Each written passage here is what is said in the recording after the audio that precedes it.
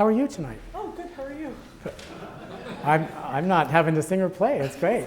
I didn't even have to warm up for this class, but it's great. So everybody's choosing what she'd like to start with. Der Engel? Der Engel, okay. This is the first of the Wesendonck Lieder.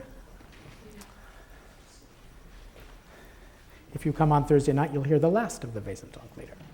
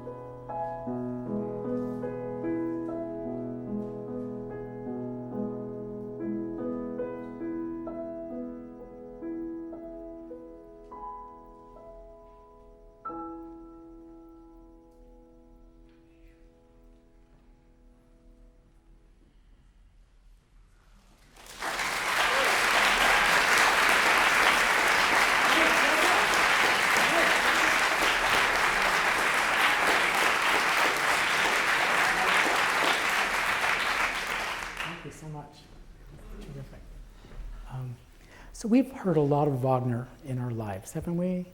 Whether it's with voice or without voice. You can hardly get in an elevator without hearing Wagner somewhere.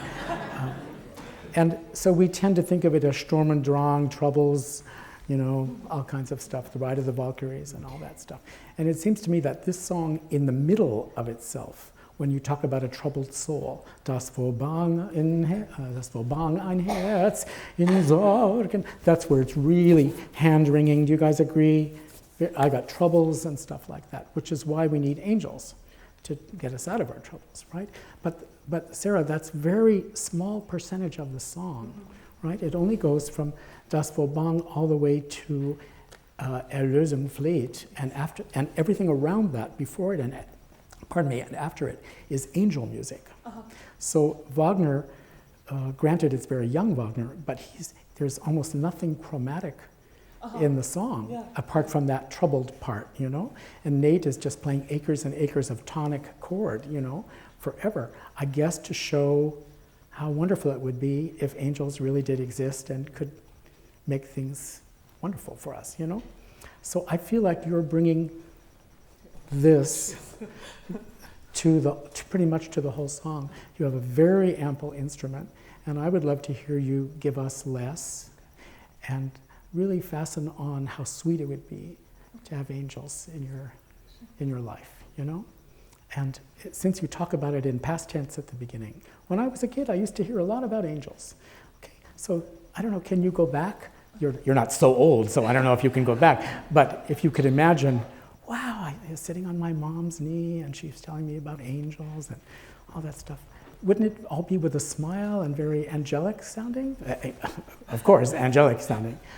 And I think that will justify why Nate is just this placid kind of thing. Yeah. I feel like you're saying to us, maybe because your voice is so ample, you know, when I was a child, I heard about angels, man, those angels, they're amazing, you know?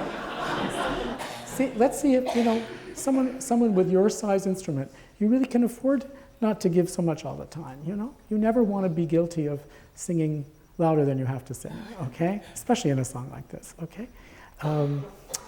The other thing that's unique to this song, and maybe all Wagner, is the long phrases, right? And I feel like you are at whatever dynamic you're going to sing the phrase at, you're there at the first note of the phrase. So every phrase is like, instead of, where is the goal of each phrase? In der Kindheit frühen Tag, and ta is the goal of that phrase, right? Hört ich oft von Engeln sagen. You know, the Germans, they like to have the good stuff at the end of the sentence, right? Throw mama from the train, a kiss. You know, they always do that, right? That's German, hello. So, how does that translate? It translates into Sarah saving a little bit so that she can really bloom where the goal of the phrase is. Tagen, sagen, Wonne and Sonne, okay, for the first page. All right, so put yourself in angel land. All right, is it pink? Is it blue, powder blue? What is it? Blue. Okay, light blue. Okay. So let's listen to the sweet Sarah, okay? Not the powerful Sarah, okay? And Nate, do you love playing that downbeat, those two notes close together? I don't love it, but I will. No, why don't you use your right hand so you don't have that horrible bleh on the first note? Yeah.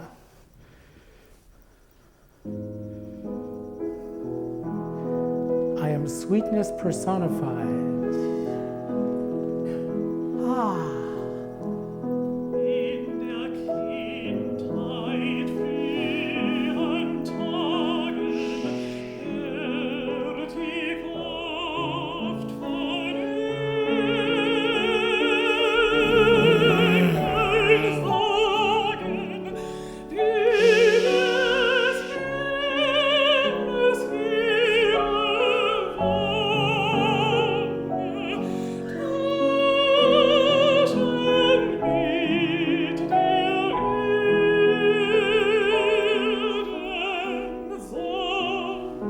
Okay, so now what do we have? We have wonderful singing and musicality and shapes and all those things. The first was really like broadsiding me compared to this, okay? If you were saying this, would you be smiling if you were saying this to someone? Yeah, I think so. Like, so I come up to you on the street and I say, you know, all this claptrap about angels, it's really BS, you know? And you would say to me, no, I don't think so. In my childhood. In my childhood, I heard about angels. Right, well, look at your face. You're smiling, right? It's impossible to sing and smile, right? Oh. That would be right. So, like, I mean, you know, like all that stuff, right? Down the tubes, right? No, really try it like that. Now I feel she's got the sweetness to 8 out of 10. Can I have got 9? Okay. I'm sorry to be such a clown, but I really mean it in the right way. So, in der Kindheit frühen Tag. I'm the luckiest one in this room because I know about angels.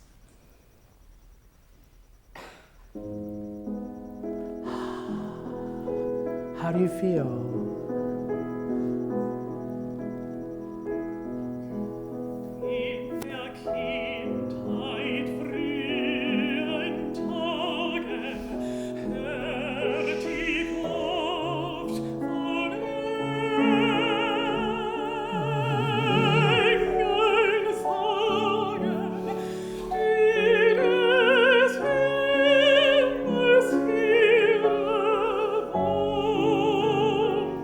Really nice, isn't it?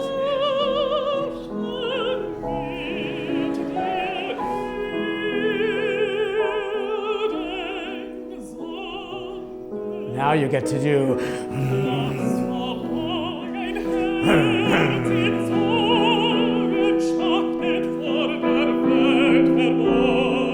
What else?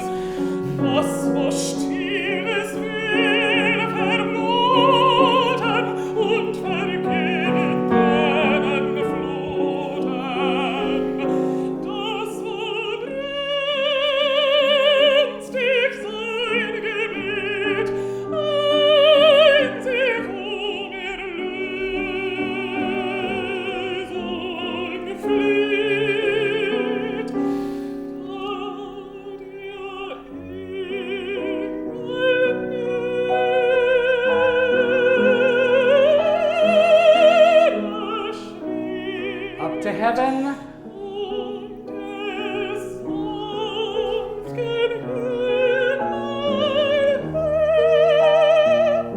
Terrific. You feel okay? Yeah. Right. So, in your case, less is more, I would say. You know? Can I just digress for 1 second? There was a talk show. Beverly Sills had a talk show. Some of you may remember that. A local New York TV station. And she once had Birgit Nilsson on as a guest. And one of the questions she asked Birgit Nilsson was, what does it feel like, Birgit, to have the largest voice in the world? And Birgit was like, I shouldn't call her Birgit, Miss Nilsson was stupefied, like, I don't know what you're talking about. I warm up in the dressing room with the Mozart Alleluia, the same as I did when I was 16 years old, and if God made my voice big, I don't know anything about it. I just kind of sing the way I always sang. And nature kind of took care of the rest. And I'm not saying that you're going to sing Brunhilde or whatever. In fact, I think you probably sing Erda rather than Brunhilde. But it wouldn't kill you to take it easy, you know, not show us everything you have. Maybe you don't realize that you were singing so big the first time. Were you aware of that? I've always kind of had problems with my resonance, and sometimes I didn't carry over the piano, so I think I maybe overcompensated. Oh, wow. And you know, the piano in this song is only loud when you're finished. Right. Okay, so no sweat, okay? Okay, now to get serious again, you've just told us all the information that you were told when you were a kid, okay? But you haven't yet testified that yes, there are angels, because it's happened to you personally. Mm-hmm. And this starts with Ja, es stieg auch mehr. You know, I can speak to it personally because it happened to me. Okay, so the whole song like lifts up 2 or 3 steps because of the personal quality. What has Wagner done to help you guys with that? Nothing. It's the same music as the beginning. He's playing the same tempo, the same piano figure. You're in the same register. Are you going to stand for that? Right? So the poem gets excited. Wagner doesn't get excited. Well, I guess I won't get excited. You know? You got to do something. And I don't think Nate can do it because he's too busy painting heaven. Okay? So could we do... Let's do Das Verbrünstig sein Gebet. Okay, and you finish it with Erfleht. I'm sorry. Und der Samt gen Himmel hebt. 3 beats off and ja! Be a missionary for people believing in angels. Can you do that? Okay. Das.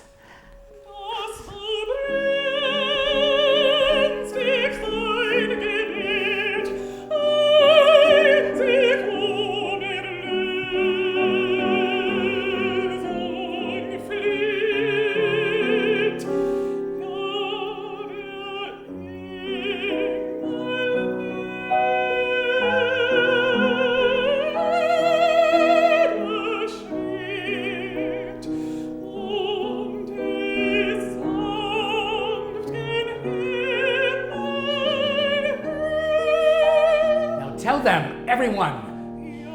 What about it? Es stieg auch mir ein Engel näher. Go! Und auf leuchtendem Gefährde It happened to me! führt ferne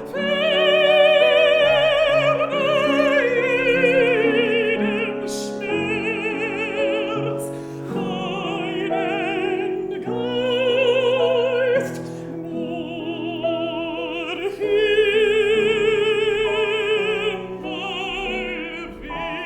Take her up to heaven. Huge crescendo.